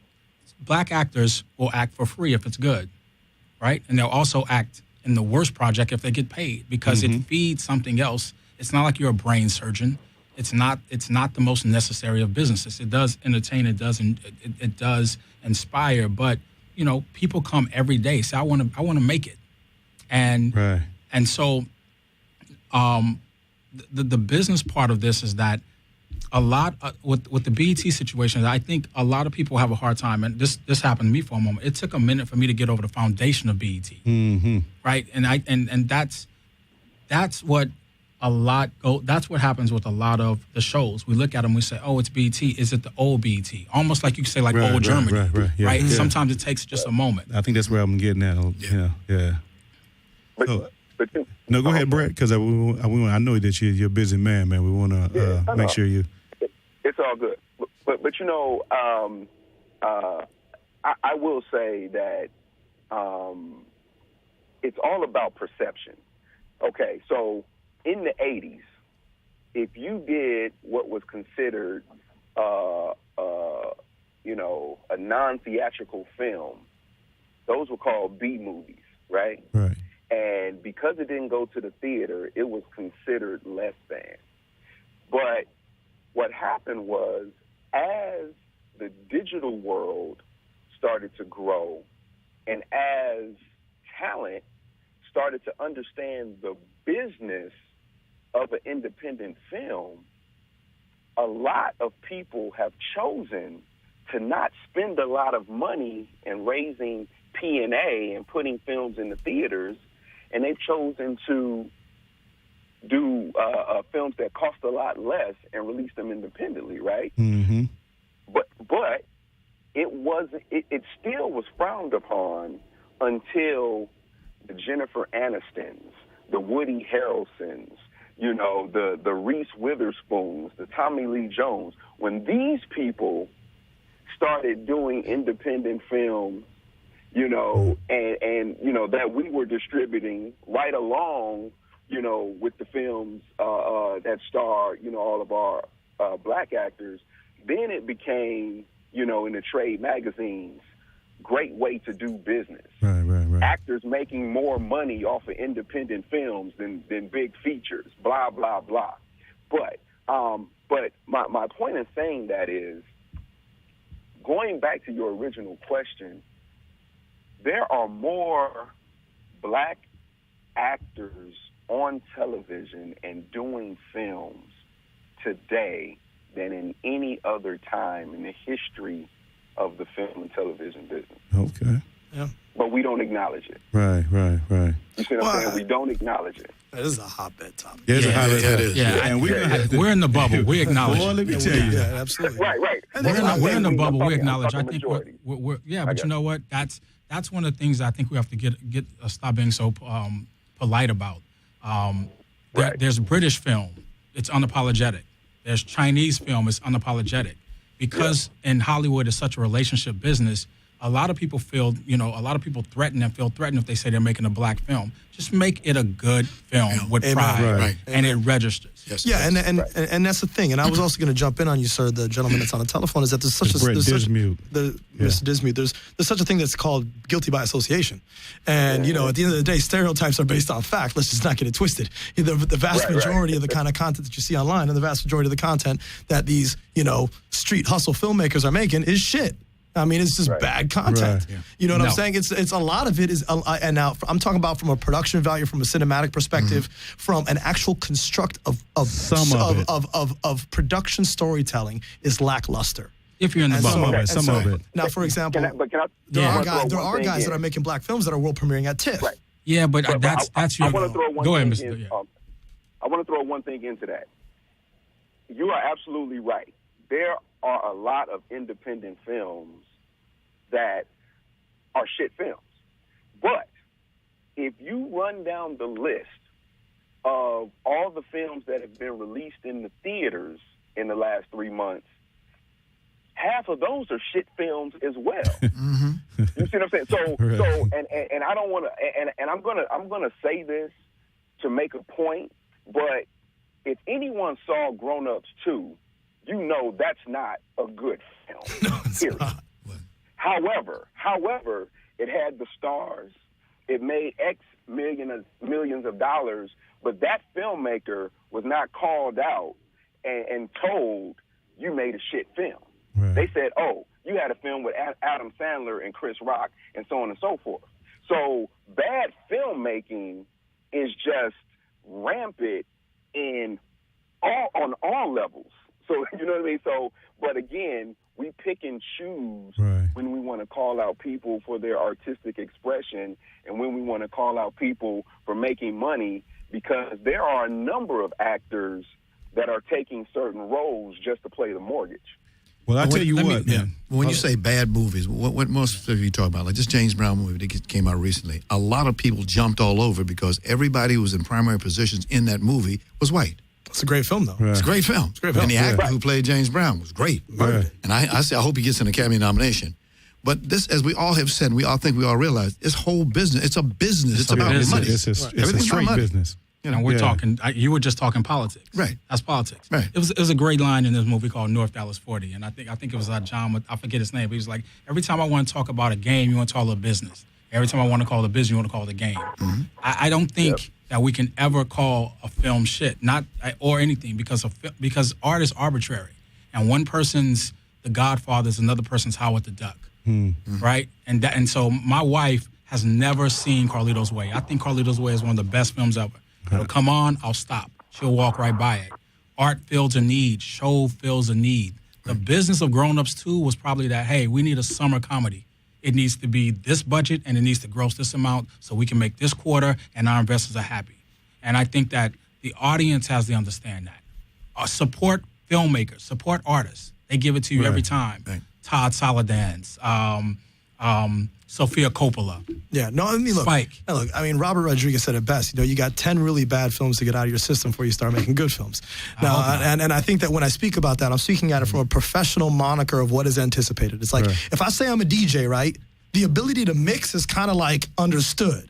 You know what I'm saying? So if I get up on the decks and I can't beat match, I'm a shit DJ. You know? So well, I tell you what, the DJ mix. I tell you what, 3 years. That's right, because they're all dropping records now. Yeah, we got about 15 minutes left on the show, but since we touched on the industry and how it has progressed and where we are now, I want you guys to tell me what changes would you like to see on the big and small screen going forward. Good question. I will say this. There are thousands of scripts that get seen by Hollywood all year long. Right. You might get anywhere from 1,200 to 1,500 movies that actually make it to the screen every year. Mm-hmm. So it really is. And then, again, as directors, you guys know, you love what you do. You see that that's your art. It's a passion because you hear it. You hear it. You love it. You fine-tuning and getting it right. You start first of all with a script. Then you go get the casting. Then you go get all these other people and put it all together. And then you sit there and you put it up on the screen. You look about, I don't like that. Let's reshoot that again. Let's do that again. So you never, ever, ever get the finite. You're never satisfied. No. You guys are never satisfied. Never. But we as the consumers, turning it around, we're the consumers. We want to see something that's going to either entertain us or inform us. We want to get away from reality and just sit down for a few minutes and 2 hours and look at a film that's going to satisfy. And that's not what directors want to do. That's it. That's what we want to. We want to move you. Right. I mean, there's not you show me anyone who watches Rocky and it doesn't come on when he finds that moment, or The Karate Kid, when you find that moment, or for women, The Notebook. I mean, movies are powerful. They have the ability to change people's lives. Right. That's why it should be a responsibility. What happens is that we have a split where some people are coming to take and some people are coming to give. And if you're just coming to take from this business, then that's why you see what you see. Real quickly, I was at the FX premiere of Sons of Anarchy. Kurt Sutter was speaking. The show's going off the air. He said he talked about his maybe leaving FX at one time. He turned on the television. He said there was 500 channels of dribble. That's what most people think, and that's because we have there's not imbalance anymore. The business is overtaking the show, and that's why we have what we have. That's why there's always going to be debate. Oh yeah. I mean, when you look at Spielberg versus Scorsese arguing, what format am I going to use? Am I going to use HD or am I going to use the old felt format? Right. And there's a bunch of directors just arguing about it. So who's the beneficiary of that? The audience. Yeah. We sit there. We're conditioned to know what we like to see. We will go in there, and then you got these critics. They're going to sit there and say, well, that movie ain't worth this and that movie ain't worth this. So the question is, when will we ever get a movie that's going to satisfy everybody? Well, I tell you what, David, satisfy all four quadrants. No falling on cedars. That's the movie right. Before our time runs out, David, you have a movie. You talk about it. Yeah, I just wrapped production on a feature film called Dysfunction, which I wrote, produced, executive produced, and also co-starred in it. Thank you very much. And anybody that's ever produced a feature film knows. I don't care if it is a shit film or if it's a good film, whatever. That's to be determined. It's effing hard. Yeah, it really is. And especially when you're a person of color and we're not afforded a lot of opportunities, which is why this discussion is even in play. We're having our rap party next Friday at 601 Sound Stages in Burbank, 5,000 square foot sound stage, turntablism, break dance, and it'll play into it. You guys are all more than welcome to attend. Please, you guys are all my VIP guests. It's an opportunity to put a rung in the belt to be able to build a platform, to have the opportunity to continue to create content. Right. Whether it's a shot on a sprocket or whether it's shot on a 1 and a 0, and it's called Dysfunction, and it's a story of 6 Hollywood types that all live in a 16,000 square foot decrepit mansion, and the only thing that ties them together is they all have rooms for rent on Craigslist.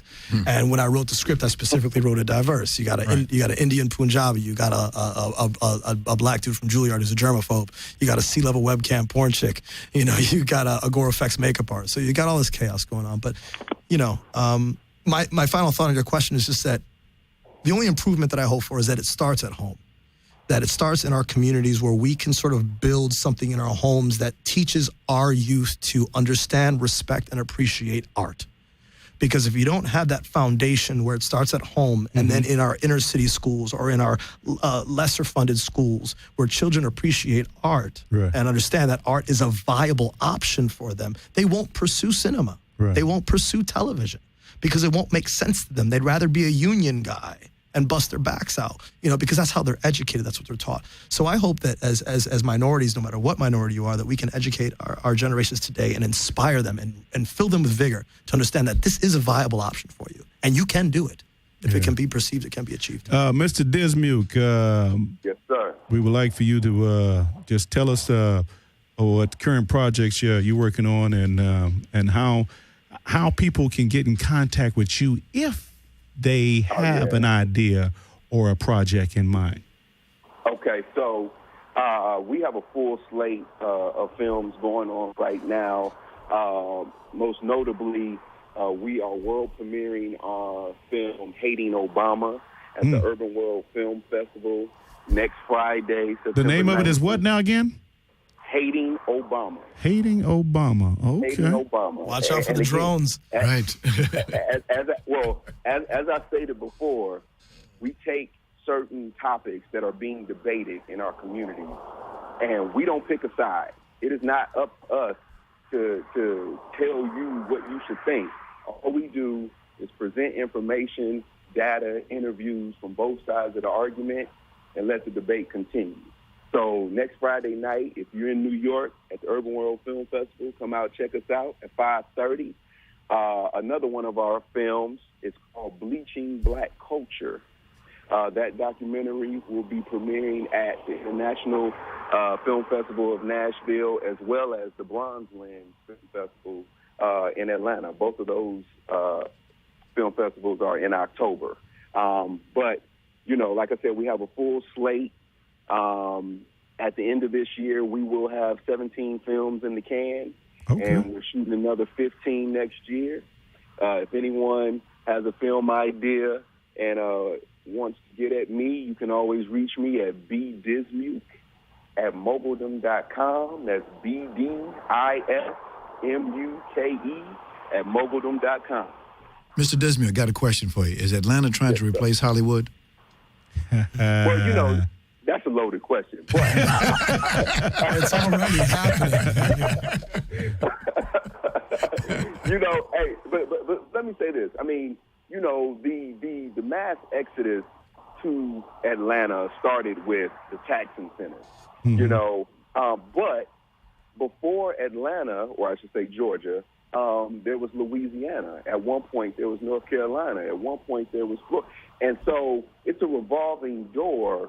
But at the end of the day, people's money on the production side goes a lot farther when you're outside of California, right, and New York. Right. But now, you know, those two states are trying to do things to get people to come back in. So we'll see what happens. But, you know, I could safely say right now Atlanta is definitely Black Hollywood. Yeah, most definitely.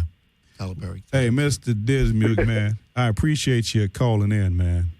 You've always got my back, man. Hey, man, you know, Cohen had a little baby yesterday, man. Oh, right. Yeah. Little Cohen. Yeah. He in the world now, man. Right. Yeah. Right. Yeah. Okay. Hey, and I do want to say something to Mr. Dismuke. Like, definitely congratulations to him. I'm aware of him. He has a huge following. He's doing a lot of projects. He's not talking about it. They're putting out projects, and that's what you have to do. So, Moguldom Studios is I'm always impressed and proud of them. I see all the banner ads. They're doing current content, and we should applaud this brother because he's not sitting back talking about. He's not a woulda, coulda, shoulda like Lil Boozy and 2 Chainz. He's doing stuff. Well, you know, Brett, me and you go back like 3 flat tires. Oh yeah. And anytime, you know, I need you, you know, you there. And I've told you this many times before. Boy, when I get my film project together, I'm gonna send it to you. hey, send it to me, man. I will. Hey, man, appreciate you calling in, man. All right, thank you. Hey, right, y'all brothers have a good night too. You too, all right, brother. Take care. All right, pleasure to meet you. Brett Dismuke, man. Hey, man. Well, we got a little bit more time, man. I want to. You know, you guys have been in situations where you've actually had to pitch, or someone pitched to you. What are some of the common mistakes that you've seen that people make, or that you have made yourself, if you want to be that open, on pitching your projects to executives? I'll say one of the common mistakes is believing that you are your project from beginning to end.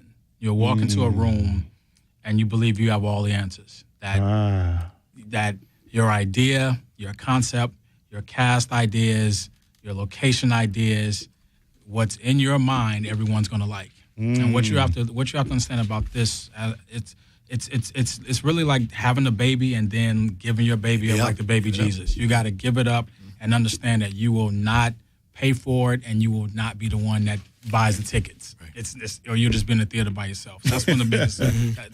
we call it ego. Yeah. So let your ego. Let your ego collaborate. Please, let it go. Mr. Brewington? I've seen a lot, along with what my brother just said. It's so true. You know, when you come into this, like I said, there's thousands of scripts that come to Hollywood every year. Only a few hundred of them make it there. It is very, the business itself calls for creativity. And I've seen too many people, they don't have an open mind. They have attitude problems. You leave all that stuff, understand what we've all said here. This is a business. Yeah, it's right. And treat it like a business. Go in there, go to school, get some education about business. Yeah, that's right. Decide learning how to make a movie, get a little business background. They ain't gonna hide you. Yeah. Yeah, and I think that at the core of it, whether I'm pitching someone or someone is pitching me, whoever is delivering the idea, you have to believe it in your heart, mind, body, and soul. It has to live in your physiological mathematics if that even exists. Right. Because if whoever's pitching the idea or receiving the pitch, wherever the message is coming from, if that person doesn't believe that this is the greatest thing since sliced bread, and can't deliver it in a way that's fast, eloquent, concise, to the point, that covers the project from inception to distribution. Right. If you can't do that, get the fuck out the room. Yeah. What are you doing? You're not prepared. And let me tell you, I've had the luxury of being on the Pitchathon panel for the Hollywood Black Film Festival.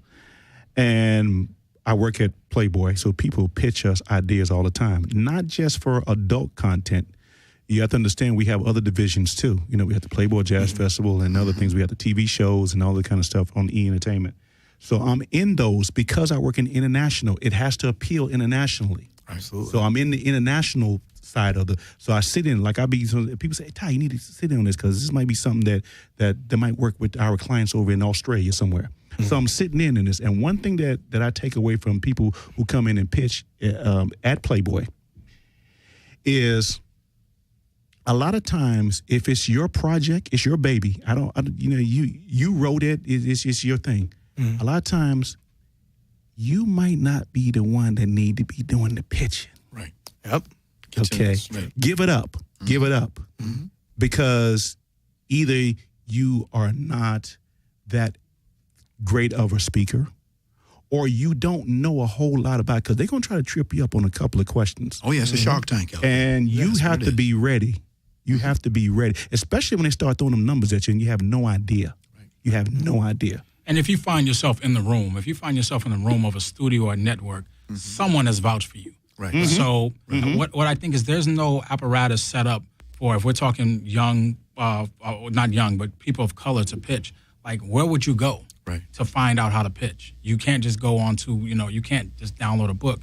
There has to be someone who's been through it, failed or succeeded, and passes that knowledge on. And I don't know who's doing that right now. I'll tell you one lady, Tanya Kersey. I've been with her ever since she started the Hollywood Black Film Festival. Okay. Yeah. And she has all these seminars. She brings all these brothers, other folks, and no matter what the color is, because green is the color. Yeah. And she brings me in. I've been with her since she started it. So we got to get that word out. There needs to be emporiums. Like there's big emporiums for Latino people, but there's not big emporiums for blacks.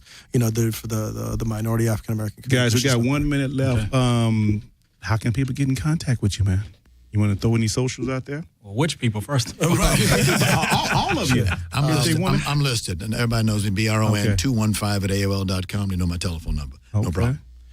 My name's David Bianchi, Bianchi. You can look me up on IMDb, find me anywhere on the internet, Google me, or you can look at my production company, exertionfilms.com, EXERTION films.com.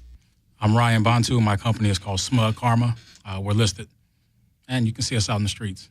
It's L.A. We all know everybody. Well, hey, we all know each other, I should say. I appreciate you guys coming in and breaking it down, man, because I can have you guys on, man. We can do like 3 hours, man. Yeah, we just barely scratched the surface. Because we was filling in from the tequila company, man. 12 cases. 12 cases. 12, yeah.